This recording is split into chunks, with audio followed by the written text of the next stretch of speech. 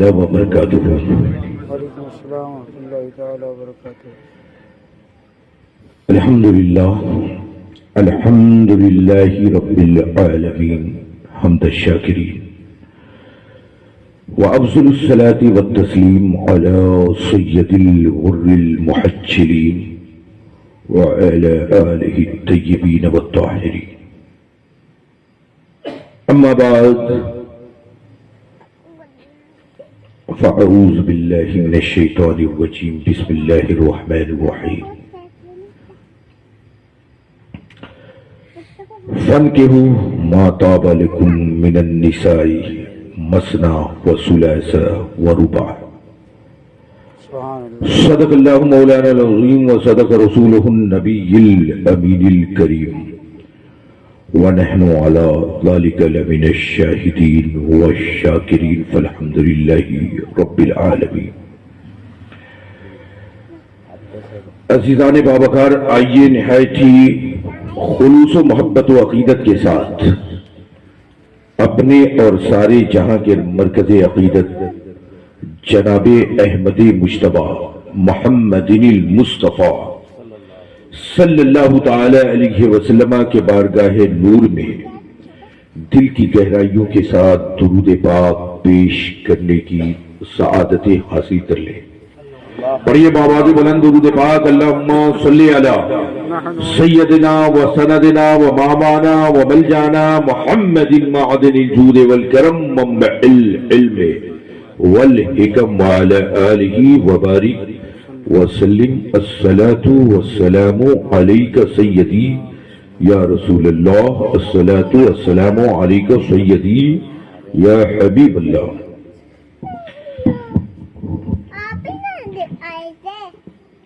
برادران ملت اسلامیہ، یہ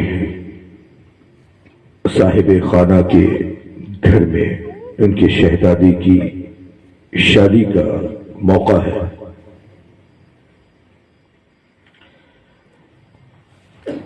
جس شادی کی خوشی میں اس نیک اور اہم دینی اجلاس کا انعقاد کیا گیا ہے، ابھی آپ نے حضرت مولانا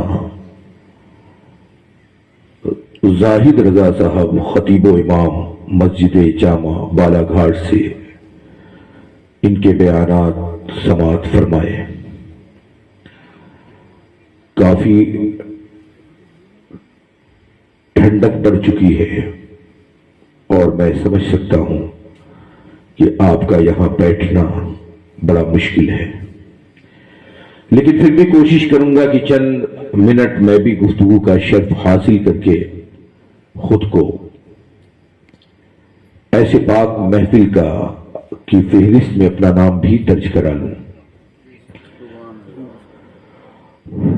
یہ بڑی متبرک محفلیں ہوا کرتی ہیں جن محفلوں میں اللہ اور اس کے رسول پاک کا تذکرہ جمیل ہو، دین و سنت اور قرآن و حکمت کی باتیں ہوں۔ اس کے فوائد ہم ہمیشہ سنتے رہے ہیں اور سناتے رہے ہیں، اور انشاءاللہ تا قیامت ہم سنتے اور سناتے رہیں گے۔ ان محفلوں کی برکتوں کا اندازہ ہم نہیں لگا سکتے ہیں، مگر یہ حقیقت ہے کہ ایسی پاک محفلوں پہ وہی لوگ شریک ہوتے ہیں جن کی قسمتیں اچھی ہوتی ہیں، جن کا مقدر بہتر ہوتا ہے۔ دیکھیے کہ قول میں بتاتا ہوں کہ ہم میں سے بہت سے لوگ نماز نہیں پڑھتے، تو اس کا معنی یہ نہیں ہے کہ ہم نماز نہیں پڑھتے ہیں، بلکہ نماز نہ پڑھنے کا معنی یہ ہوتا ہے کہ ہمارے اعمال سے رب کائنات ہم سے اس قدر ناراض ہوتا ہے کہ اس کی مشیت نہیں چاہتی کہ ہم اس کی بارگاہ میں کھڑے ہو سکیں۔ تو جو نماز نہیں پڑھتا ہے اسے اللہ رب العزت سے نماز یا اچھے کاموں کی توفیق مانگنی چاہیے کہ اللہ مجھے اس لائق بنا دے کہ میں تیری بارگاہ میں کھڑا ہو سکوں.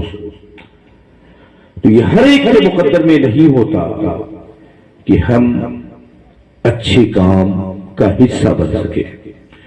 اس لیے تاریخ اسلامی اپنی ہسٹری کا اگر ہم مطالعہ کریں گے تو جو چیز جتنی عمدہ، جتنی مبارک، جتنی مفید ہوتی ہے اس کے ساتھ لوگ کم ہوتے ہیں.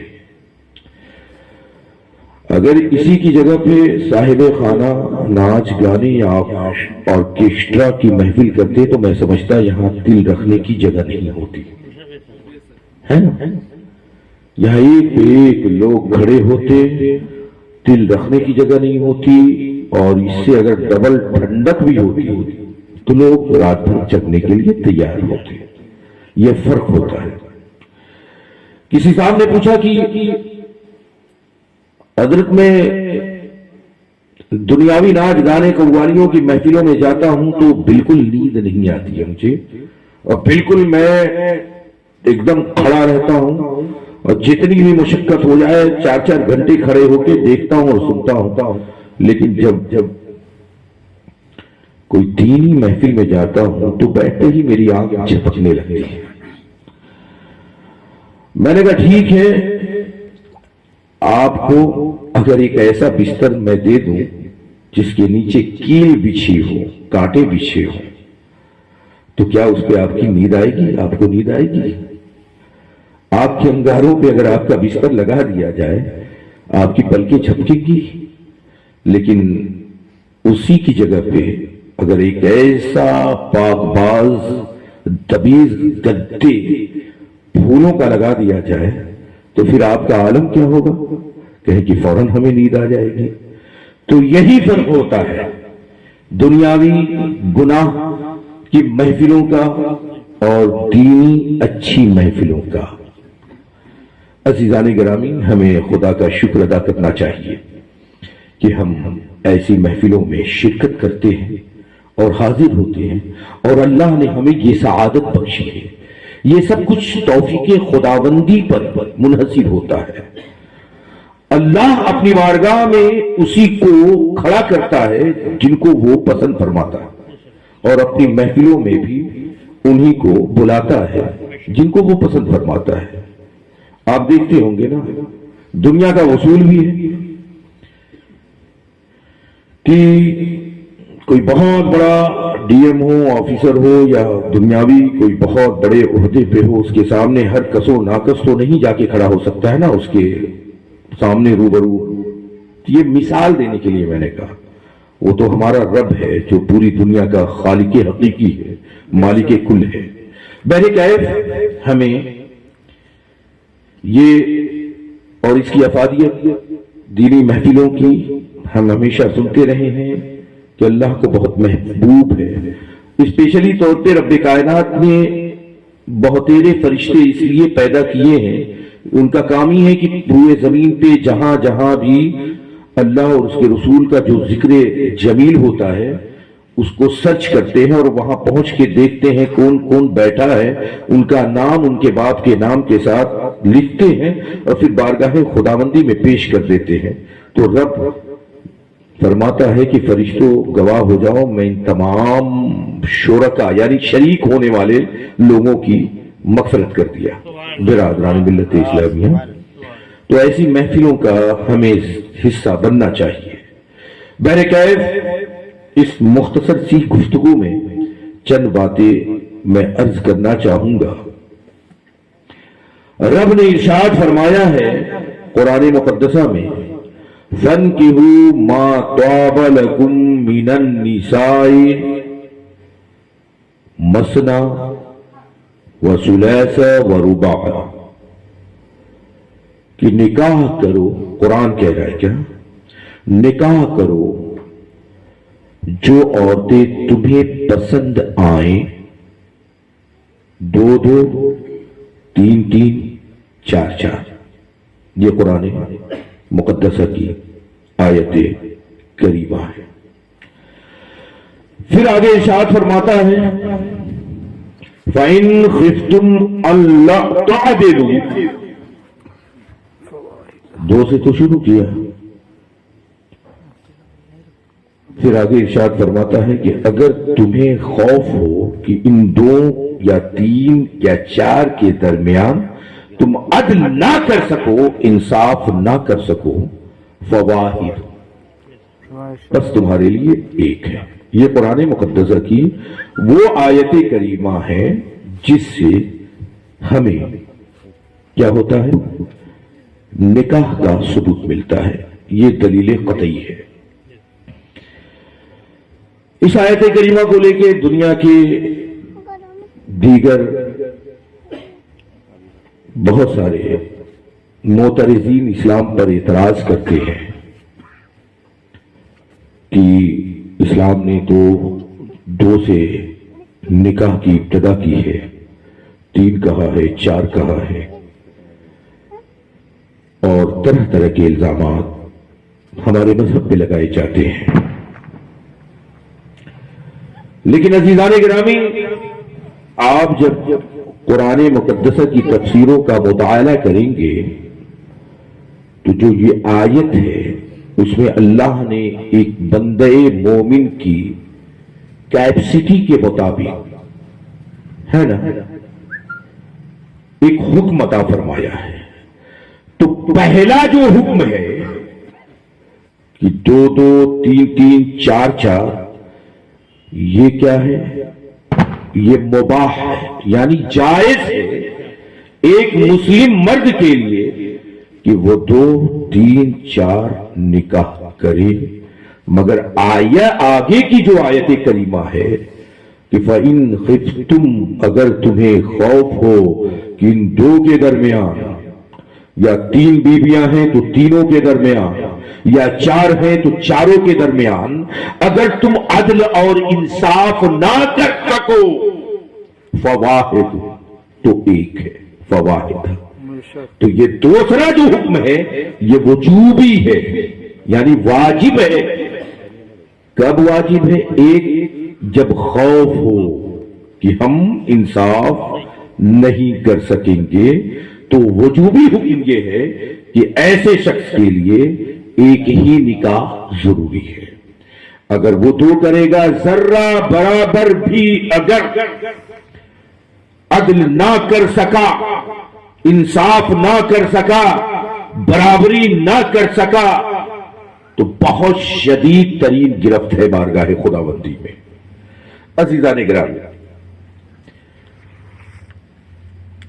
یہ نکاح ہماری نبی صلی اللہ تعالی علیہ وسلم کی سنت محبوبہ ہے، بڑی عظیم سنت ہے نبی پاک کی، اور صرف میرے نبی پاک کی سنت نہیں ہے بلکہ تمام انبیاء کاملین کی سنت، اور یہ ایک بہترین عبادت بھی ہے۔ یہ وہ بہترین عبادت ہے کہ جب دنیا میں اللہ نے نہ نماز کا نزول کیا تھا، نہ روزے کا حکم دیا تھا، نہ حج کے فرامین صادر کیے تھے، اور نہ کوئی دوسری عبادت صادر کیے تھے، مگر اس وقت بھی یہ نکاح عبادت مسلمانوں کے لیے لازم تھا۔ حضرت آدم علی نبینا علیہ تحیت و ثنا اور حضرت حوا رضی اللہ تعالی عنہا کے درمیان اللہ کی پہلی عبادت جو ہوئی اللہ کے حکم سے، وہ نکاح کی ہوئی۔ حضور پاک نے فرمایا ہے کہ النکاح من سنتی فمن رغب عن سنتی فلیس منی، نکاح میری سنت ہے، جس نے میری سنت سے روگردانی کیا، یعنی ابورٹ کیا، بھاگا، وہ مجھ میں سے نہیں ہے۔ یہ حضور پاک۔ علی خاموش ہو جاؤ بیٹا، چپ۔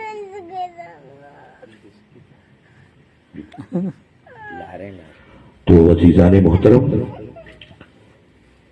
پھر ایک جگہ میرے آقا دو جہاں صلی اللہ تعالی علیہ وسلم فرماتے ہیں یا معشر الشباب فلیتزوج فإنه أغض للبصر وأحسن للفرج ومن لم يستطع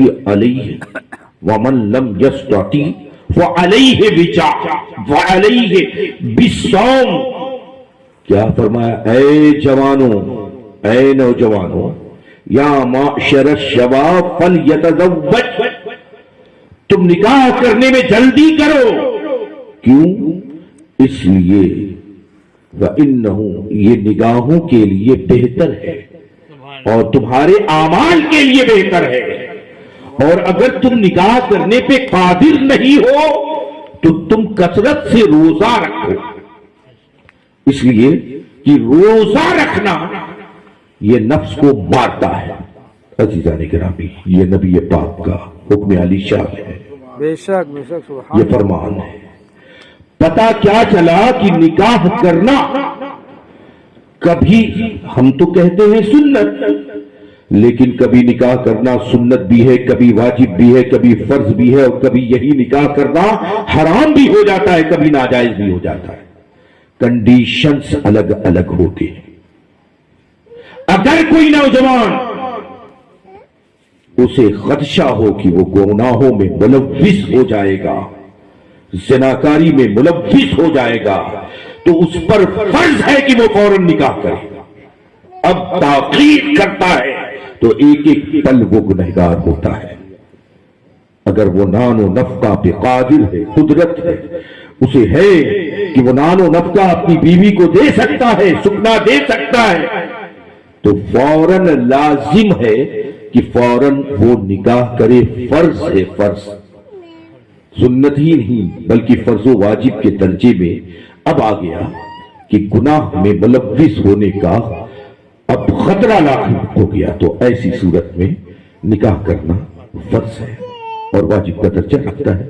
عزیزان گرامی، کبھی نکاح کرنا ناجائز بھی ہوتا ہے ایسی کنڈیشن میں کہ مرد حقوق زوجیت کی ادائیگی پر قادر ہی نہیں ہے. کیونکہ نکاح کے بعد تو کئی سی چیز فرض عائد ہو جاتی ہے نا مرد کے اوپر. ایک تو نان، نفقہ، سکنا اور اس کی تسکین، حقوق زوجیت. اگر کوئی شخص اس پہ اسے قدرت نہیں ہے کہ نہ نان ہے، نہ نفقہ ہے، نہ کھلا سکتا ہے، نہ پلا سکتا ہے، نہ رکھ سکتا ہے، یا سب کر سکتا ہے، بہترین عالیشان مکان ہے، بہترین دولت ہے، سب کچھ ہے، لیکن وہ قوت مردانگی کے اعتبار سے قادر نہیں ہے کہ حقوق زوجیت ادا کر سکے، تو ایسی صورت میں بھی ایسے مرد کو نکاح کرنا ناجائز ہے. عزیزان گرامی، تو بہرحال یہ تو مسائل ہو گئے. حضور پاک کی یہ سنت کریمہ جو عبادت ہے ہمارے اور پورے اللہ کے نبی کے امتیوں کے لیے، یہ عبادت ہے. اور ایسی عبادت ہے کہ آپ غور سے سماعت فرمائیں. اللہ نے ہمیں نماز کا حکم دیا، حضور پاک نے بھی نماز پڑھ کے بتایا. نماز کی بے پناہ فضیلتیں، بہت زیادہ فضیلتیں نماز کی بھی ہیں، حج کی بھی ہیں، روزے کی بھی ہیں. لیکن ان تمام عبادتوں کے بارے میں اللہ نے یہ نہیں کہا، یا میرے آقا نے یہ نہیں کہا کہ یہ عبادتیں کر لو گے تمہارا ایمان آدھا محفوظ ہو جائے گا. مگر قربان جائیے کہ میرے آقا نبی دو جہاں فرماتے ہیں صلی اللہ علیہ وسلم کہ جب ایک بندہ مومن نکاح کرتا ہے تو وہ نصف ایمان کی تکمیل کر لیتا ہے. اسے آدھے ایمان کی فکر کرنا چاہیے. عزیزان گرامی، یہ نکاح کی برکت اور نکاح کی فضیلت ہے۔ نماز پڑھیں گے ثواب ملے گا، فرضیت ادا ہوگی، حج کریں گے فرضیت ادا ہوگی، ہمارے گناہ اللہ معاف کر دے گا۔ لیکن نکاح کریں گے تو یہ ایک ایسی عبادت ہے کہ ہمارا نصف ایمان مکمل ہو جاتا ہے، اور حضور کے فرمان کے مطابق ہمیں آدھے ایمان کی فکر کرنی چاہیے۔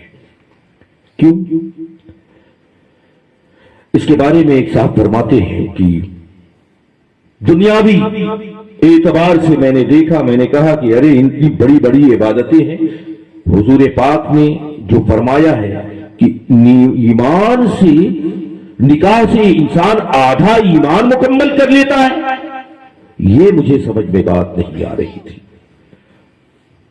یہ منطق، یہ فلسفہ، یہ آئیڈیالوجی میرے دماغ میں کئی زاویے سے میں نے سوچا کہ اس کو سمجھ لوں، لیکن وہ بات میرے سمجھ میں نہیں آ رہی تھی۔ اس کے بعد میں ایک محلے میں رہتا تھا، محلے میں میں نے دیکھا ایک نوجوان شخص ہے، اس کے ماں باپ کہیں اور رہتے تھے، وہ شادی کر کے آیا، لیکن نوجوان شادی پہلے بھی اس کا کیریکٹر بہت بیکار تھا، آپ اتنا سمجھ جائیں۔ شادی کر کے اپنی بیوی کو لایا، لانے کے بعد دیکھا کہ اس کی بیوی مائکے چلی جاتی تھی، پھر بھی اس کی حرکتوں سے باز نہیں آتا تھا۔ کچھ دن گزرے، اس کی عادتیں اب اتنی تو کم ہو گئی کہ جب اس کی بیوی اس کے گھر، اس کے ساتھ میں، اس کے فلیٹ میں رہتی تھی، اس کے گھر میں رہتی تھی، تو وہ اپنے اوپر قابو رکھتا تھا، لیکن جیسے ہی اپنے مائکے جاتی تھی پھر اس کے حرکات شروع ہو جاتے تھے۔ لیکن 1 سال کے بعد وہ صاحب اولاد ہو گیا، اللہ نے اولاد دی تھی، اب اس کی بیوی کا مائکے جانا بند ہو گیا۔ اب جب بند ہو گیا تو اس کی جو آؤٹ کی غلطیاں تھی وہ بند ہو گئی، اب یہ اپنے بال بچوں میں مصروف ہو گیا۔ اب وہی بندہ جو گناہوں کا عادی تھا، دیکھ رہے ہیں تو کچھ دنوں کے بعد اس نے راستہ اختیار مسجد کا کر لیا، پھر کچھ مہینوں کے بعد اس خوبصورت نوجوان نے اپنے چہرے پہ سنت رسول سجا لی۔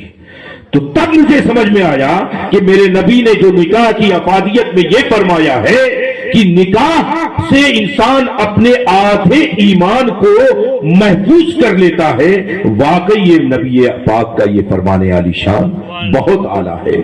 عزیزان گرامی، اس لیے آج کی دنیا میں دیکھیے، ہم بھی جو مقام مسلم ہیں، جو مسلمان ہیں، ہم مغربیت کے شکار ہوتے جا رہے ہیں۔ اگر ہماری نوجوان نسلیں، لڑکے یا لڑکیاں اعلیٰ تعلیم حاصل کر لیں تو یہ سوچنے لگتے ہیں کہ ہم جو ہے شادی ہمیں کرنے کی کیا ضرورت ہے، ریلیشن شپ قائم ہونے لگتا ہے، طرح طرح کے فواحش اور نکاح اور شادی پہ اعتراض ہونے لگتا ہے۔ عزیزان گرامی، اور اپنے آپ کو ماڈرن لائف والے کہلاتے ہیں، لیکن جب آپ ان کی زندگیوں کا مطالعہ کریں گے، جب آپ ان کی زندگیوں کو دیکھیں گے تو کچھ دن جب تک ان کی جوانی برقرار ہے وہ گناہوں میں ملوث رہتے ہیں، اس کے بعد ان کی زندگی ایسی ہوتی ہے کہ انہیں کتا بھی نہیں پوچھتا ہے۔ ان کے چہرے سے جب جوانی کی چارمی ختم ہوتی ہے، لیکن قربان جائیے، ایک اسلام ایسا مذہب ہے جو فیملی، جو گھریلو اور جو نظام معاشرت ایسا دیتا ہے کہ ایک نوجوان نکاح کرتا ہے، اس کے بچے ہوتے ہیں، اس کی فیملی بڑھتی ہے، ایک دور آتا ہے، اس کے خاندان میں اضافہ ہوتا ہے، وہی نوجوان ایک دن دادا بھی بنتا ہے، نانا بھی بنتا ہے، اس کی نسلیں فروغ پاتی ہیں اور اس کی ہر طرف سے عزت افزائی ہوتی ہے۔ عزیزان گرامی، تو یہ نکاح نبی پاک کی عظیم سنت کریمہ ہے، اور اس میں جلدی کرنے کا حکم ہے، تاجیل کرنے کا حکم ہے۔ ماں باپ پہ بھی لازم ہے کہ جب بچے بالغ ہو جائیں تو ان کی شادیوں میں اجلت کرے، جلدی کرے۔ دیکھیے مسئلہ کیا ہے شریعت کا، کہ اگر ہم مسجد میں ہیں، جماعت کھڑی ہے، تو ہمیں یہ حکم نہیں ہے کہ ہم دوڑ کے جماعت میں شامل ہو جائیں، منع کیا گیا ہے۔ لیکن حضور نے نکاح کرنے میں تاجیل فرمائی ہے کہ جب تمہارے بچے نوجوان ہو جائیں، جوان ہو جائیں، یا اے نوجوانوں تم جب جوان ہو جاؤ تو تم نکاح کرو، تم شادی کرو، تم فوراً اجلت کرو نکاح میں۔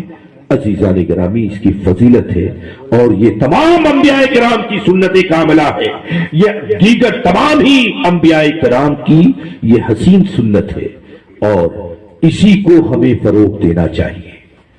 لیکن عزیزان گرامی، ہم نے کیا کیا کہ جو سنت نبی صلی اللہ تعالی علیہ وسلم ہے، جو حضور پاک کی سنت کریمہ ہے، اس سنت کو ہم نے خود اپنے اعمال کی وجہ سے زحمت بنا لیا۔ آج کے دور میں، معاشرے میں، پورے ملک میں صرف ہندو و پاک کی بات کر رہا ہوں کہ شادی جس کو اسلام نے سب سے آسان بنایا تھا، اس عبادت ہے، یہ باضابطہ کوئی رسم نہیں ہے، یہ عبادت ہے، یہ اسلام کا ایک اہم پارٹ ہے، لیکن ہم نے اس کو اتنا زیادہ مشکل بنا لیا ہے کہ آج کے دور میں گناہ کرنا آسان ہے مگر نکاح کرنا بہت مشکل ہے۔ عزیزان گرامی، اور نکاح کو سب سے زیادہ آسان بنایا تھا۔ آپ دیکھیں قرآن کی آیت کیا کہتی ہے، ہم نے اپنے رسم و رواج کے چکر میں اسلام کے اصولوں اور باریکیوں سے اپنے آپ کو ہٹا لیا۔ قرآن کہتا ہے کس کو مخاطب کر کے؟ مردوں کو، نوجوانوں کو، فَانْكِحُوا مَا طَابَ لَكُمْ، یہ قرآن کی باریکی کو دیکھیں، تم نکاح کرو جو عورتیں تمہیں پسند آئے۔ یہ اتھارٹی کس کو دیا ہے؟ لڑکوں کو دیا۔ ہمارا رواج کیا ہے؟ رشتے کی بات چلی، فلاں میرے بیٹے کے لیے، یعنی میرے فلاں نوجوان کے لیے رشتے کی بات چلی، تو وہ لڑکا نہیں دیکھے گا لڑکی کو، کون دیکھیں گی؟ لڑکے کی بہنیں دیکھیں گی، گھر کے پورا خاندان دیکھے گا، اور وہ رشتہ طے ہوگا۔ اسلام کا فارمولہ یہ ہے کہ جس لڑکے کو جس لڑکی سے نکاح کرنا ہے وہ لڑکا لڑکی کو دیکھے، لڑکی لڑکی کو دیکھے۔ خود ایک صحابی ہے، حضور پاک کی بارگاہ میں عرض کر رہے ہیں، حضور میں شادی کرنے جا رہا ہوں۔ حضور نے کہا کیا تم نے اس لڑکی کو دیکھ لیا ہے جس سے تمہارا نکاح ہونے والا ہے؟ صحابی رسول نے فرمایا نہیں۔ اللہ کے نبی فرماتے ہیں جاؤ پہلے تم اس لڑکی کو دیکھ کے آؤ، اس خاتون کو دیکھ کے آؤ۔ وہ صحابی گئے اور دیکھا انہوں نے، پھر آ کے بتایا حضور میں نے دیکھ لیا۔ پھر اللہ کے نبی نے کہا ایک مرتبہ اور جاؤ اور دیکھو۔ تو اس میں کیا حکمت ہے؟ حکمت یہ ہے کہ جسے آپس میں زندگی گزارنی ہے وہ اس نیت سے دیکھے کہ مجھے اس سے نکاح کرنی ہے۔ اس دیکھنے میں لڑکی کے بھی پسند اور ناپسند کا خیال رکھا جائے، یعنی لڑکی کے اسلامک فارمولہ یہ ہے کہ لڑکی کے گارجین لڑکی سے پوچھیں کہ تمہارا رشتہ جس نوجوان سے لگ رہا ہے کیا وہ تمہیں پسند ہے، اور لڑکے سے بھی پوچھا جائے کہ تمہاری شادی جس لڑکی سے ہو رہی ہے کیا وہ تمہیں پسند ہے۔ عزیزان گرامی، بڑا سمپل بنایا۔ نکاح میں کیا کہا کہ دو عادل مرد ہوں، گواہ ہو جائیں، لڑکی اور لڑکے آپس میں ایجاب و قبول کر لیں، نکاح منعقد۔ ہم نے اس سمپل سے کام کو اتنا ٹف بنا دیا ہے، باخدا بتا رہا ہوں کہ بڑا مشکل ہو گیا ہے اب اس کی اصلاح کرنا۔ نکاح کے عمل کو اسلام نے اتنا آسان بنایا ہے کہ کسی مذہب نے نہیں بنایا ہے، لیکن اس شادی کو ہم نے اتنی بڑی دشوار کن عبادت بنا دی ہے عبادت، لیکن بنا دیا ہے زحمت۔ اس قدر ناجائز اسراف کرتے ہیں ہم، اس قدر گناہوں کو مول لیتے ہیں۔ لڑکے ہیں تو بعض شہروں میں تو جہیز مانگا جاتا ہے، استغفر اللہ، جہیز مانگنا بھی حرام اور دینا بھی حرام ہے۔ یعنی اگر لڑکے والے مانگ رہے ہیں کہ ہمیں جہیز چاہیے، یہ سامان چاہیے، یہ گاڑی چاہیے، یہ کیش چاہیے، یہ حرام تو مانگنا ہے ہی، دینا بھی حرام ہے۔ لڑکی والے اگر دے رہے وہ بھی حرام ہے۔ برادران ملت اسلامیہ، تو جس شادی میں ناجائز اور حرام افعال ہوں گے، آپ بتائیے وہ شادی کبھی کامیاب ہو سکتی ہے؟ کبھی وہ فیملی خوشحال ہو سکتی ہے؟ کبھی اس گھر میں برکت ہو سکتی ہے؟ کبھی وہ گھر پرامن ہو سکتا ہے؟ نہیں ہو سکتا ہے۔ ہم اپنی شادیوں میں اسراف کرتے ہیں، دکھاوے کے نام پہ، شو کے نام پہ، اپنے آپ کو ہائی لائٹ کرنے کے لیے ہم ایسے ناجائز امور کو انجام دیتے ہیں جس کا اسلام سے کوئی تعلق نہیں بلکہ گناہ ہے۔ یہ کیا ضروری ہے؟ ہماری حیثیت اگر 10 آدمی کو کھلانے کی ہے تو ہم پر فرض نہیں ہے کہ ہم اپنی زمین جائیداد مکان یا قرض لے کر ہم اپنے معاشرے کے 1000 آدمیوں کو دعوت دیں۔ اور یہ کوئی ضروری تو نہیں ہے ہمارے اوپر، یہ کوئی دعوت دینا فرض اور واجب کا درجہ تو نہیں ہے، یہ شوبازی کرتا۔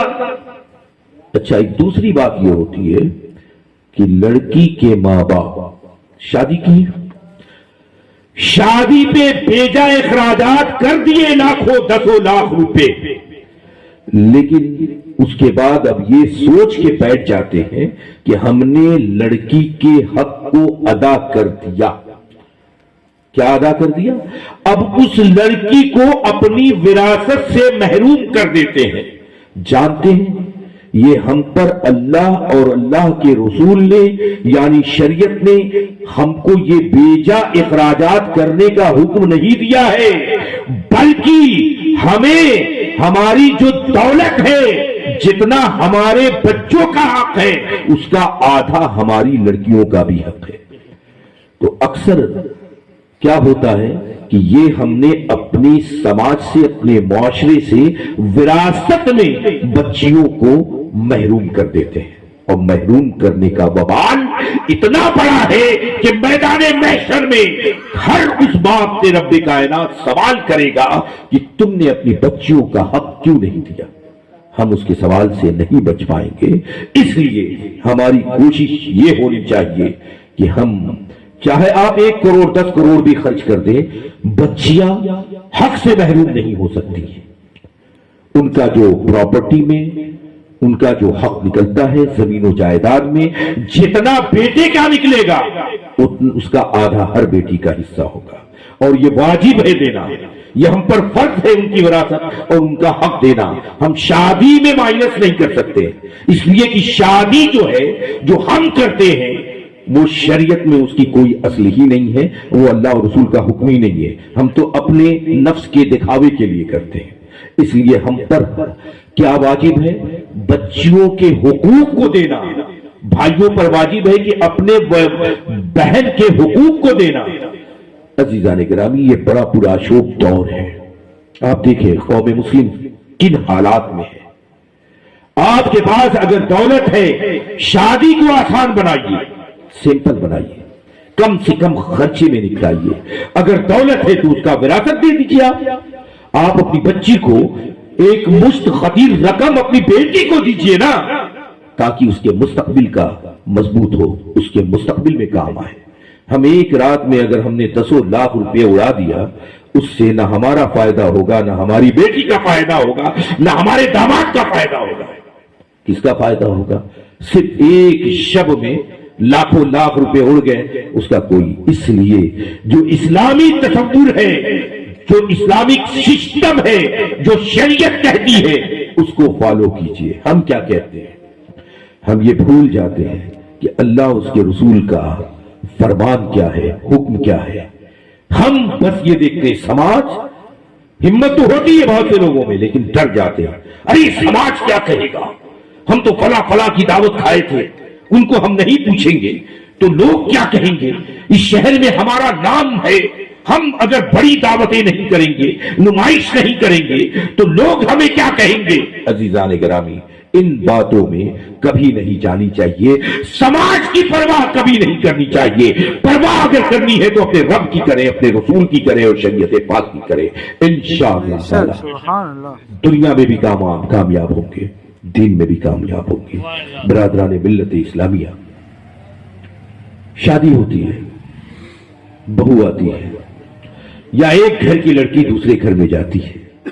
آج کل عموماً ہم اپنی بچیوں کو علم دین نہیں سکھاتے ہیں، نہ ہی تربیت دیتے ہیں، نہ ہی یہ بتاتے ہیں کہ میری بچی، تم کسی کے گھر میں جا رہی ہو، تمہارے اوپر لازم ہے کہ اپنے شوہر کی اطاعت کرو، شوہر کے ماں باپ سے محبت سے پیش آؤ، ان کی بھی خدمت کرو۔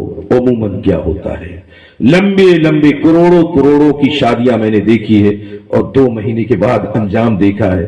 ان کے کیس کو میں نے ڈیلنگ کی ہے اور ان کو سمجھایا ہے۔ کبھی خلا ہوتا ہے، کبھی طلاق ہوتی ہے۔ کیوں ہوتی ہے؟ اس لیے کہ ہم دین سے ناواقف ہیں۔ پتا چلا کہ لڑکی والے نے بھی 50 لاکھ خرچ کیا، لڑکے والوں نے بھی 20 لاکھ خرچ کیا، یہ دونوں پیسے پانی میں چلے گئے۔ مزاج نہیں مل رہا ہے، آپس میں انڈرسٹینڈنگ نہیں ہو رہی ہے، بیوی شوہر کا نہیں مان رہی ہے، شوہر بیوی کو فالو نہیں کر رہا ہے۔ یہ ایسا کیوں ہوتا ہے؟ کیونکہ ہم علم دین سے نابلد ہوتے ہیں۔ ہم پر جو فرض ہے، ماں باپ پر فرض ہے کہ اپنے بچیوں کو دینی تربیت دے۔ کیسی تربیت؟ آج ہوتا کیا ہے کہ جیسے لڑکی گئی مائکے سے سسرال، بس ماں لگ گئی، بہنیں لگ گئیں انکوائری کرنے، تیرا شوہر کیا کر رہا ہے، تیرے شوہر کتنے بجے گھر میں آتا ہے، تیری نند کیا بول رہی ہے، تیری ساس کیا بول رہی ہے۔ یہ کیا سسٹم ہے بھائی؟ تو کہاوت مشہور ہے کہ جو لڑکیاں اپنے مائکے سے ٹیوشن لیتی ہیں وہ طلاق کا سرٹیفکیٹ بھی لیتی ہیں۔ اس لیے جب بیٹیاں رخصت کیا کرے، یہ کہہ دیا کرے کہ بیٹی وہی تیرا گھر ہے، وہی سے تیرا جنازہ نکلے گا، اب اس گھر سے تیرا کوئی مطلب نہیں ہے۔ ہم نہ انٹرفیئر کریں ان کی نجی زندگی میں، نہ ان بچیوں کو اپنے گھریلو میٹر میں انٹرفیئر کرنے دیں۔ ان کی گھر کی زندگی کچھ اور ہے، ہمارے گھر کی زندگی کچھ اور ہے۔ تو برادران ملت اسلامیہ، اور اس کے الٹا بھی ہوتا ہے کہ کسی کی بیٹی ہم لائیں تو ایک کپ اگر اپنی بیٹی سے ٹوٹ جائے کوئی بات نہیں، بیٹی کی 7 خطائیں معاف، لیکن بہو سے اگر وہی ایک کپ ٹوٹ گیا تو اس کی 7 نسلوں کو ساس کھنگال کے رکھ دیتی ہے کہ تجھے سلیقہ نہیں، تیرے ماں باپ نے سکھایا نہیں، تیری بہنوں نے سکھایا نہیں، تیرے گھر والوں نے تربیت نہیں دی پوری نہیں۔ تو عزیزان گرامی، ہمیں بیٹیوں میں اور بہوؤں میں فرق نہیں کرنا چاہیے، یہ سمجھنا چاہیے کہ یہ کسی کی بیٹی ہے، ہم اسے اپنی بیٹی کی طرف پیار کریں گے، محبت کریں گے اس میں، اور بیٹی میں کوئی فرق نہیں کریں گے، تب جا کر کے آپ کا گھر خوشحال رہے گا اور آپ کے گھر میں برکتیں ہوں گی۔ برادران ملت اسلامیہ، اس لیے اپنے مزاج کو بدلیے، اور تربیت سب سے بڑی چیز ہے۔ اسلامی تربیت، اسلامی تعلیم سے ہم دور ہو گئے باخدا۔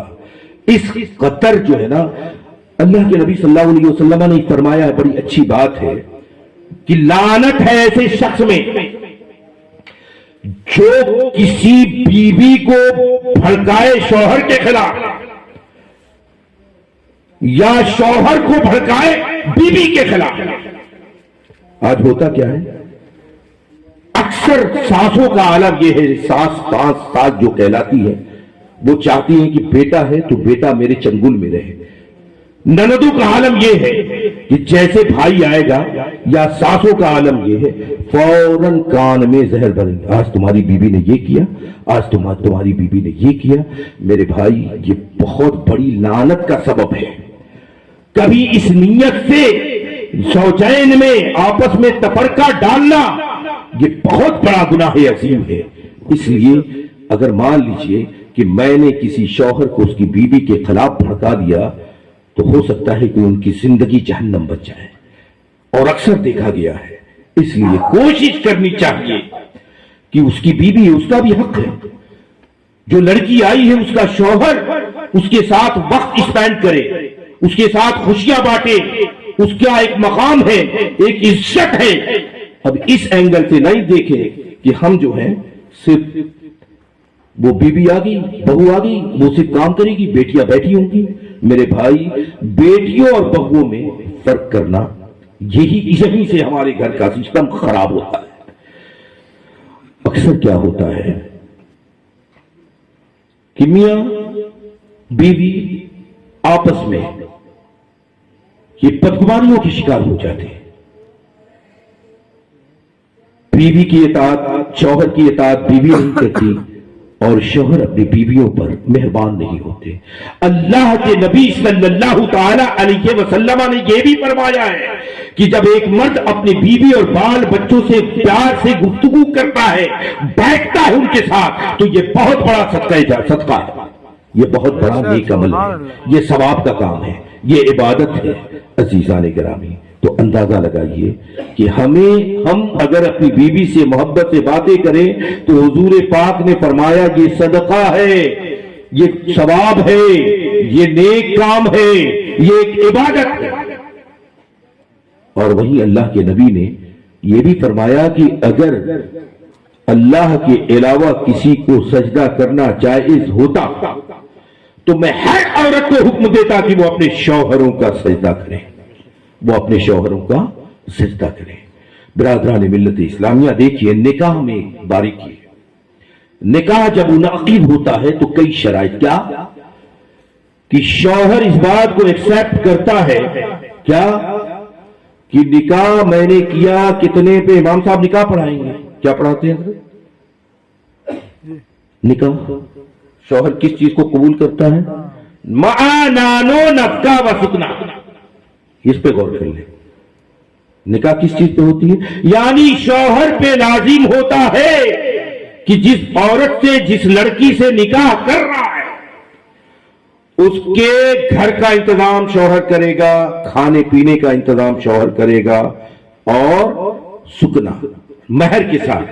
مہر صرف نہیں ہے، مہر ہے، نان ہے، نفقہ ہے۔ نان نفقہ مطلب کھانا پینا، اور سکنا گھر مکان، مہر کی رقم۔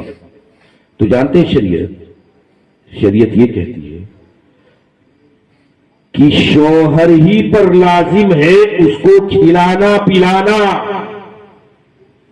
اگر کوئی بیوی کھانا بنانے سے انکار کر دے تو شوہر اس پر ظلم نہیں کر سکتا ہے، جبر نہیں کر سکتا ہے، کیونکہ نکاح کرتے وقت تم نے ایکسپٹ کیا تھا، اسی بات پہ نکاح ہوتی ہے۔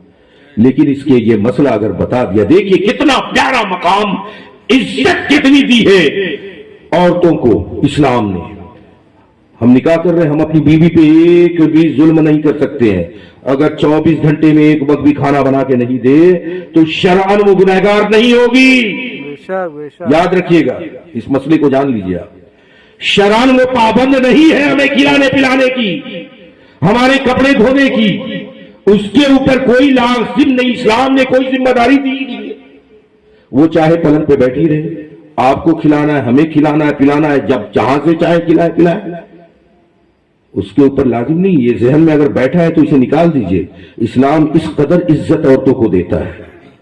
پھر اعتراض اسلام ہی پر لائیے کسی مذہب میں کہ کسی مذہب نے بھی بیویوں کا اتنا بڑا مقام عطا کیا ہو، عورتوں کا اتنا مقام عطا کیا ہو، لیکن اس کے باوجود بھی ہماری عورتیں ہماری خدمت کرتی ہیں، ہمارے کپڑے دھلتی ہیں، ہمارے لیے کھانا تیار کرتی ہیں، ہمارے بچوں کی پرورش کرتی ہیں، کچھ بھی ان پر واجب نہیں ہے۔ یاد رکھیے گا، شریعت کی طرف سے بیویوں پر واجب نہیں ہے، لیکن وہ کرتی ہے۔ ہم بدلے میں انہیں کیا دیتے ہیں؟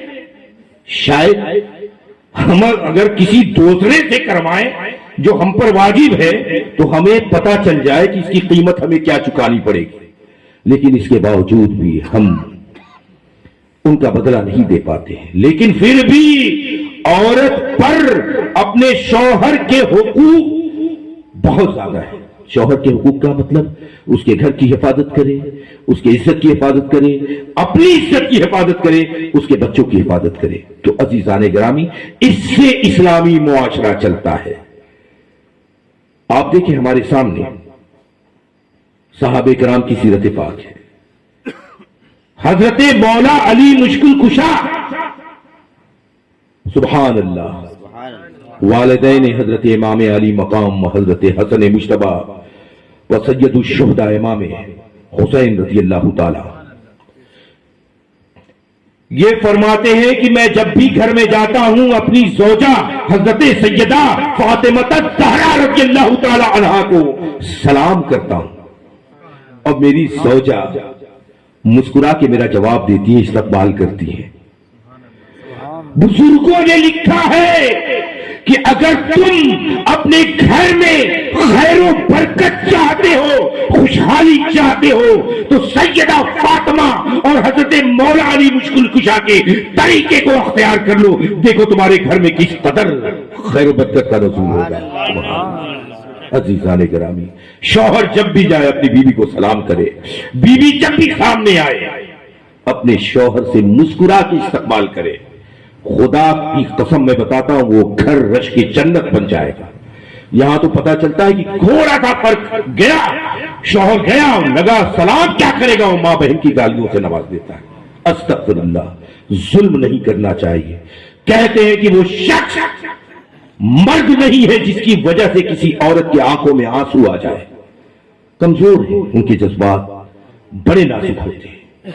अगर किसी मर्द की किसी अमल या किसी कौल की बुनियाद पे किसी औरत की आंखों में आंसू आया है तो हुक्मा कहते हैं कि उस मर्द को मर्द कहलाने का हकदार नहीं है जिसकी वजह से किसी औरत के आंखों में आंसू आ जाए। अज़ीज़ान गिरामी, बाज जगहों पे हम बहुत सी गलतियां करते हैं। देखिए, एक मकाम था कि हजरत मौला अली मुश्किल कुशा रज़ी अल्लाह ताला अन्ह और हजरत सैयदा फातिमा ज़हरा रज़ी अल्लाह ताला अन्हा के दरमियान कुछ चहकलिश हो गई आपस में किसी बात पे, उसका तज़किरा नहीं है, लेकिन मामला बढ़ाया था हजरत मौला अली ने। अब फैसला करने हुजूर पाक सैयद आलम सरकारे दो आलम सल्लल्लाहु ताला अलैहि वसल्लम आ रहे हैं। हुजूर आए, कुछ दूर पे हजरत मौला अली मुश्किल कुशा है, तो हुजूर का अमल क्या था इस पे गौर करें। हुजूर ने हजरत मौला अली को कुछ नहीं कहा, अपनी लफ्ज़े जिगर नूरे नजर फातिमा ज़हरा की तरफ मुखातब होके कह रहे हैं कि बेटी तुम्हें अपने शौहर नामदार का ख्याल रखना चाहिए, तुम्हें उनका ख्याल रखना चाहिए, उनके जज्बात का ख्याल रखना चाहिए। हुजूर का जब ये अमल मौला अली ने देखा तो उनके मौला अली की आंखों से आंसू गिरने लगा और वो करीब आए और कहा, हुजूर आप इन्हें कुछ ना कहें, कसूर मेरा है।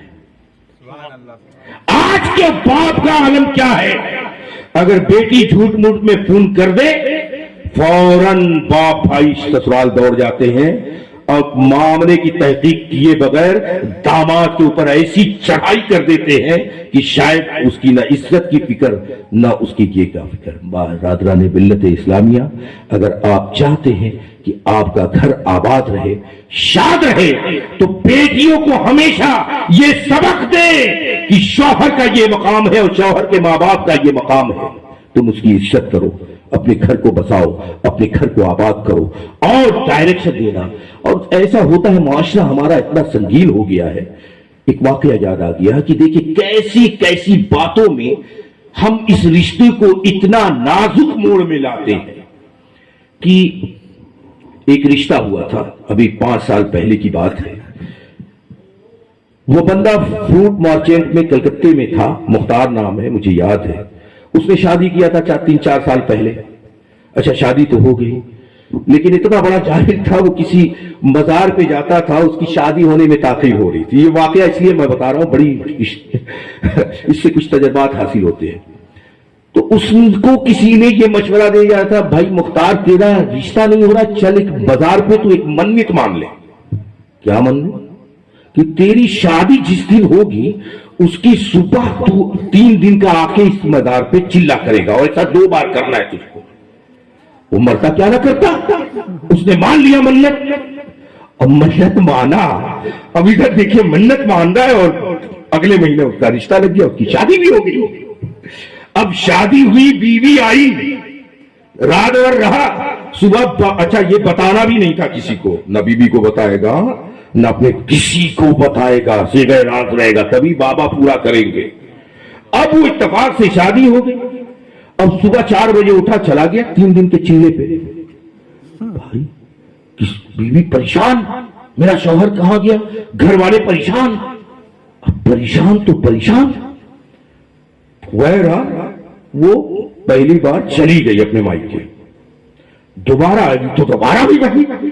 अब वो दूसरी दिन अपने भाइयों को, बाप को बुलाई और चली गई। कहा अब नहीं आऊंगी मैं, ये धोखे से शादी किया है, शादी मुझसे कर लिया, इसकी पहले से कहीं बीवी है। मामला 3 साल खिंचा, इतना खिंचा, इतनी मीटिंग, 100-200 मीटिंग हो गई और बड़ी मारपीट की भी नौबत आई। फैसला हो गया कि अब इस रिश्ते को खत्म कर देना है। तो एक आपने सुना होगा मोहम्मदन स्पोर्टिंग क्लब कलकत्ते में, बड़ा पुराना मुसलमानों का क्लब है, फुटबॉल क्लब, उसके जनरल सेक्रेटरी जनाब इब्राहिम अली मुल्ला साहब हुआ करते थे, बड़े एक्टिव थे। वो तो खैर बाद में रिटायर हो गए, बड़े अजीज थे, तो वही मामले को डील कर रहे थे। उनका बड़ा खास बंदा था।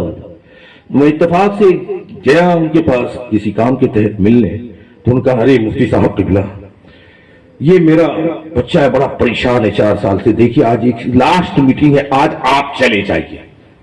तो मैं कुछ समझा नहीं, तो बाद में ना मसला समझ में आया कि मामला क्या है। जनाब खुद नहीं जाके मुझे भेजने पे मजबूर हो गए। मैंने कहा नहीं, तो देखा कि चलिए भाई एक अच्छा काम है। तो मसला क्या था उतना मुझे पता भी नहीं था, बस ये तलाका तलाकी का मसला है, आज इनका रिश्ता खत्म हो जाएगा, पट नहीं रही है, और ये क्या देंगे क्या लेंगे, क्या जहेज का मसला है, क्या क्या जेवर जेवरात का मसला, आप तय कर दीजिएगा। भाई मैं तैयार हो गया, मैंने कहा चलिए ठीक है मैं चल चलता हूं। मेरे साथ वो लड़का था और एक और सूफी साहब किबला थे और मैं था और 2 आदमी और, यानी 4 आदमी का काफिला गाड़ी से चला। रास्ते में वो मुख्तार नामी बोल रहा है, वो मेरे पीछे अक्सर कहीं कहीं नमाज पढ़ता। कहा हजरत, मैंने कहा क्या? कहा मैं अपनी बीवी को नहीं छोड़ना चाहता हूं। मेरे जहन में सवाल पैदा हुआ, अरे तुम नहीं छोड़ना चाहते हो तो तलाक क्यों हो रही है? तो मैंने कहा कि अच्छा तो पूरी बात बताओ। कहा नहीं हजरत पूरी बात नहीं बता सकते। मैंने कहा अबे हुआ क्या है, तुम एक तरफ कह रहे हो हम छोड़ना भी नहीं चाहते और तलाक की महफिल में मैं जा रहा हूं, मुझे तो वैसे भी नहीं जाना चाहिए, लेकिन अब ताल्लुकात निभाना है। तो उसने कहा कि देखिए हजरत मैं बता नहीं सकता हूं। मैंने कहा गाड़ी रोक, गाड़ी रुकवाया किनारे। मैंने कहा मैं नहीं जाता। अब वो परेशान। मैंने कहा तुम जब तक पूरी स्टोरी नहीं बताओगे कि क्या हुआ था तब तक मैं नहीं जाऊंगा। और हाथ लिया, मैंने कहा तू मेरे पीछे नमाज पढ़। कहा मैंने कहा तुझे नमाज का वास्ता, तुझे पूरी सच्चाई बतानी पड़ेगी। तू एक तरफ कह रहा है मैं दिल से चाहता हूं बीवी को, ऐसी अच्छी बीवी मुझे नहीं मिलेगी और बड़ी मन्नतों के बाद शादी हुई है और छोड़ना नहीं चाहता हूं, अगर छूट गई तो फिर दोबारा मिलेगी नहीं मुझे, तो अबे तो हकीकत तो बता। तो अब हाथ जब पकड़ लिया तो उसने पूरा राज उगल दिया जो आज तक नहीं गुला था। मैंने कहा क्या हुआ? कहा हजरत ऐसा ऐसा हुआ था, फला वो बाबा था, उसने कहा मिन्नत मान लो, 11,000 रुपया भी लिया था, बोला तेरी शादी हो जाएगी, और मन्नत मान लिया, अगर नहीं मानता तो और बुरा होता। मैंने कहा ये बात तू गया तो तू अपनी बीवी से नहीं बताया? कहा नहीं बताया। अब बताइएगा बीवी। मैंने कहा अबे इसी वजह से तेरा रिश्ता टूट रहा है और तू इस राज को खोल नहीं रहा। मैंने कहा अच्छा क्या चलती थी। अब जब लड़की की मीटिंग में ऑर्गेनाइजेशन तलाक की जो किया था वो लड़की वालों ने किया था, और केला बगान वहां का मशहूर मुसलमानों का इलाका है। वहां जाता देखा तो एक वहां पे फ्रूट मर्चेंट रईस घराने में घर में मीटिंग हुई। अक्सर क्या होता है कि लड़कियों का जब मसला होता है ना तो लड़कियों औरतों के साथ पूरा इलाका हो जाता है संपैती के लिए, हमदर्दी के लिए, लड़कियों पे जुल्म हो रहा है। तो देखा कि उस इलाके के सारे लोग, यहां तक कि एक लीडर भी था उसमें। अब मैं 4 आदमी गया, हकीकत तो मुझे इल्म हो चुका था, तो 150 लोग, अब बाज़ाब्ता ऐसे नहीं, पेट्रोल और वो रिवाल्वर और बम वम लेके बैठे हुए, क्योंकि लड़का का अभी तक पक्ष मजबूत था। लेकिन अब ये देखा तो मेरी हालत खराब।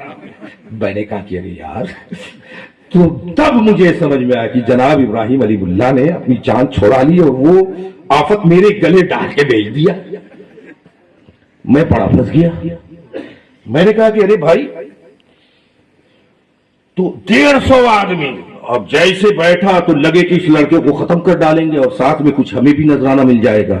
मौका देखकर मैं खामोशी अख्तियार किया तो एक लीडर शमीम साहब थे, आज भी KCPM के लीडर, खड़े हुए इतना बड़ा लेटर निकाला और पढ़ना शुरू कर दिया। पूरी लड़की की तरफ से वो खत था कि लड़की ये रो के लिख रही है कि ऐसा हुआ वैसा हुआ, ये जुल्म हुआ, ये उसकी जिंदगी खराब हुई, ऐसा वैसा वैसा करके स्टोरी। तो अब क्या किस चीज का फैसला?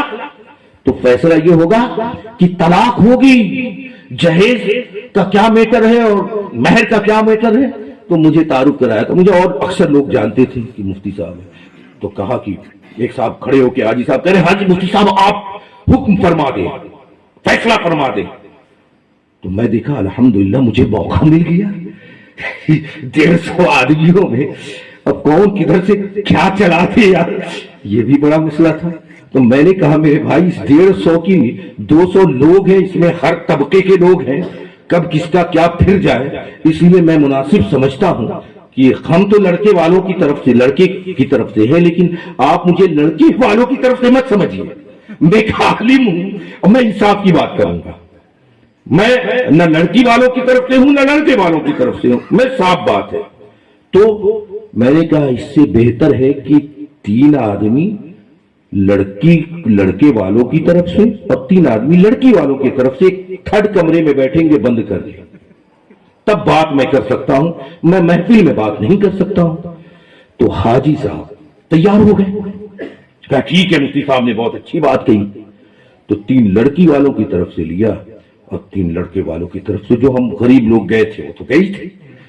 चौथा में 7वां में यानी 7 आदमी का एक वक्त कमरे में बैठ गया। जो लीडर साहब थे कहे मुफ्ती साहब आपने इतना वक्त बढ़ा दिया, फैसला कर देना चाहिए। मैंने कहा कैसे फैसला कर दे, आप ये जो लेटर पढ़ रहे हैं ये किसका है? कहे लड़की ने लिखा है। मैंने कहा अच्छा, मालूम है मैं मुफ्ती हूं, मुझे शरीयत की तरफ से ये ऑर्डर है कि इसको वेरीफाई करूं मैं। हो सकता है लड़की की तहरीर ना हो और मैं तलाक दिलवा दूं, खुशगवार मैं बनूंगा। अब वो लीडर थोड़ा हड़बड़ाया, सोशल वर्कर भी था, कहा नहीं मुफ्ती साहब ये तो हम 3 साल से इस पे वर्क कर रहे हैं, लड़की को इंसाफ दिलाने की कोशिश कर रहे हैं और आज आप तहरीर कर रहे हैं लड़की की नहीं है। मैंने कहा आपको यकीन होगा, मुझे यकीन नहीं है, तो आप जाइए फैसला कर लीजिए। मैं कैसे फैसला करूं, मैं तो बगैर लड़की का बयान लिए नहीं करूंगा। मैं किसी तरह फंसा के लड़की को बुलाना चाहता था। 7 लोग थे, अल्हम्दुलिल्लाह सबने तय कर लिया नहीं मुफ्ती साहब की बात दीनी है, इनको कैसे काटते हैं। लड़की कहाँ है भाई? लड़की बगल में थी दूसरे घर में। लड़की बुलाई गई, लगा 15-20 मिनट। अब लड़की के साथ यकीन मानिए 13-14 मजीद लड़कियां और औरतें भी आ गई, पूरा कमरा भर गया। मैंने कहा ये क्या मामला है भाई? अब देखिएगा और सुनिएगा, और इसमें आपको लेना क्या है, समझना क्या है, वो समझने की कोशिश कीजिएगा। तो मैं गया, मैंने कहा रेहाना खातून आप हैं? हाँ मुफ्ती साहब। मैंने कहा ये तहरीर आपकी है? कहा हाँ मेरी तहरीर है। मैंने कहा कि सुनिए आपके भाई हैं? कहा नहीं मेरे भाई नहीं है, मेरे वालिद। कहा मैं आपको अपना बहन मानता हूं और आप तलाक ले रही हैं? कहा मैं तलाक लूंगी क्योंकि मेरे साथ धोखा हुआ है, मेरे साथ फ्रॉड हुआ है। मैंने कहा कुछ लम्हा मेरी बात सुन लीजिए, आप क्यों तलाक ले रही है? तो उसी ने बताया कि भाई निकाह किया और दूसरे दिन गायब, और पता ही नहीं, आज तक नहीं बताया। मैंने कहा वो मुझे पता है, वो बंदा मेरे पीछे नमाज पढ़ता है, आज मैंने वो सारी बातें डिटेल निकाल ली है। अब उसके साथ मैं बात कर रहा हूं, वो लड़की जवाब क्या देगी? उसके साथ जो बहनें फूफियां अल्लाह जाने वो आफतें जो आई थी वो मेरे ऊपर चढ़ गए। मुफ्ती साहब ये सब बात करने का मौका नहीं है, आप जो पूछना है पूछ के जाइए। मैंने कहा यार तो आप किस तरह की बदतमीज औरतें हैं, मैं बात कर रहा हूं, बात करने दीजिए। बहरहाल मेरी नहीं चल पाई। अब लास्ट में उन खातून से मैं हार गया जो हिमायत में आई थी। अब एक तरफ लड़का, देखिएगा गौर से, खड़ा हुआ, वो तलाक देगा। अच्छा खुला लड़की ले रही थी। खुला में होता क्या है कि लड़की की तरफ से फाइल होता है केस कि हमें तलाक चाहिए। उस खुला में लड़का जो है ना, अगर महर दे चुका होता है तो वापस करना पड़ता है, और अगर महर नहीं दिया होता है तो महर की रकम को माफ करती है बीवी। दरवाजे के ओट में मैं खड़ा हो गया, इधर लड़का खड़ा हो गया, इधर लड़की खड़ी हो गई। तो मैं, अब देखिए अचानक, अब ये कि अब निकाले अपनी जबान से कि मैं खुला कर रहा हूं, इतने में अचानक मेरे जहन में एक परवीन शाकिर शायरा है, उसका शेर जहन में आ गया। वो शेर क्या था कि तलाक दे तो रहे हो गुरूर और कहर के साथ। शायरा कहती है तलाक दे तो रहे हो गुरूर और कहर के साथ, मेरा शबाब भी लौटा दो मेरे महर के साथ। मेरा शबाब भी लौटा दो मेरे महर के साथ। मैंने कहा देखिए आज आपकी तलाक होगी। आप ही की तरह एक औरत शायरा कहती है कि तलाक दे तो रहे हो गुरूर और कहर के साथ, मेरा शबाब भी लौटा दो मेरे महर के साथ। वो औरत बड़ी बदनसीबी के आलम में कह रही है, अपना शबाब भी मांग रही है महर के साथ, लेकिन मैं समझता हूं कि उससे भी कम नसीब आप है कि आपका शबाब तो दरकिनार, आपको महर की रकम भी नहीं मिलेगी। अब ये पढ़ी लिखी खातून थी, उसका थोड़ा सहन था, कहा कहना क्या चाहते हैं मुफ्ती साहब। मैंने कहा हिम्मत से थोड़ा काम लीजिए, मेरी बात गौर से सुनिए। जिस रीजन के बुनियाद पे आप तलाक ले रही हैं वो रीजन ये है, ये है, ये है, और मैं कुरान पाक पे उससे हाथ रखवा के इस शौहर से कसम खिलवा सकता हूं कि कोई इसका एक्स्ट्रा एफआईआर नहीं है, बल्कि ये जहालत का ये शिकार हो चुका था। मैंने कहा आके कह अपनी बीवी से। उसने कहा ये बात, कहा चलिए मैं आपको माई मानती हूं, मैं आपकी बात पे अमल करती हूं, इसकी मैं तहकीक करूंगी। मैंने कहा जहां चाहो तहकीक मैं करवा दूं। खुदा गवाह है इस शेर का सिर्फ असर ये हुआ कि वो औरत, और मजीद मैंने कहा तुम इस उम्र में तलाक ले रही हो। आज हमारे मुआशरे में ना जाने कितनी कुंवारी बच्चियां बैठी हुई हैं जो अपने रिश्तों के इंतजार में उनके सरों के बाल सफेद हो रहे हैं। तुम्हें कौन पूछेगा? आज तुम्हारे साथ तुम्हारे हमदर्दी के नाम पे तुम्हारे घर वाले और तुम्हारे रिश्तेदार और तुम्हारे ये संपत्ति दिखाने के लिए इतने लोग हाजिर हैं। कल यही लोग तुम्हें ताना देंगे कि तू तलाकशुदा है, तू मुतल्लिका है, तू बोझ बन गई है। इसलिए अभी भी तुम्हारा रिश्ता टूटा नहीं है। तुम अपने शौहर के साथ कंप्रोमाइज करके जाओ और अच्छी जिंदगी गुजारो। ये उसके समझ में आ गई ये बात, और उसने कहा ठीक है मुफ्ती साहब, मेरे भाई साहब जो कह रहे करेंगे। अरे इतना वो औरत का कहना था कि उसके साथ जो औरतें आई थी ऐसा लगे कि मेरा मर्डर कर देंगे। ए मुफ्ती ये बहका रहा है, ये कर रहा है, हम लोग 3 साल से लड़ रहे हैं इसको इंसाफ दिलाने के लिए। मैं भी जलाल में आया, मैंने भी जवाब दिया। बहरहाल जब औरत का बयान लेके 7 आदमियों की महफिल में आया तो मैं ही गया था। तो मैंने कहा भाई आप लोग कह रहे तलाक होगी और यहां बंटवारा होगा, औरत तो तलाक लेने के मूड ही में नहीं है। अब लड़की के फेवर वाले वो क्या नाम है लीडर साहब खड़े होगा, क्या मुफ्ती साहब आपका दिमाग खराब है, ये क्या कह रहे हैं? बहुत दौड़ के हुआ है, क्या कह रही हो तुम तलाक नहीं लोगी? मैं 3 साल से तुम्हारे लिए मेहनत कर रहा हूं इंसाफ दिलाने के लिए।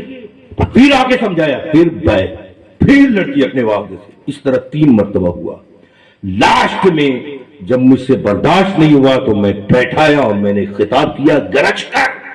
तब और लड़की ने कहा कि नहीं मैं तलाक नहीं लूंगी, ये मेरा अटल फैसला है, चाहे मेरे पूरे घर वाले मेरी मुखालफत करें, मैं अपने शौहर के साथ जाऊंगी। अल्लाह का फज़ल करम है, वो रिश्ता टूटते टूटते जो सिर्फ एक गलत फहमी की बुनियाद पे रिश्ता टूट रहा था, दोनों की जिंदगियां बर्बाद हो गई, रिश्ता जुड़ गया। तय हुआ 2 दिन के बाद लड़की अपने शौहर के घर जाएगी। और भी बहुत सारे बीच में मामलात हैं, लेकिन लड़की ने यह शर्त लगा दी कि मेरे मुफ्ती साहब आप भी मेरे शौहर के साथ मुझे रुखसत कराने आइएगा। अल्हम्दुलिल्लाह बेवादा मैं गया। अब जब रुखसत कराने जा रहा हूं तो घर में देख रहा हूं उस लड़की के सिवाय बाप और मां के कोई है ही नहीं। मैंने कहा अरे और लोग कहां हैं? कहा कोई नहीं है, सब नाराज। क्या क्यों? कहा तूने बाजी पलट दी। मैंने कहा अस्तगफिरुल्लाह, ऐसा हमारा माशरा है। बहरहाल वो रुखसत करा के लाया। अल्हम्दुलिल्लाह उनके आज 4 बच्चे। सुभान अल्लाह। अंदाजा लगाइए हमारा माशरा यही हो चुका है। हम बनाने वाले नहीं, हम बिगाड़ने वाले हैं।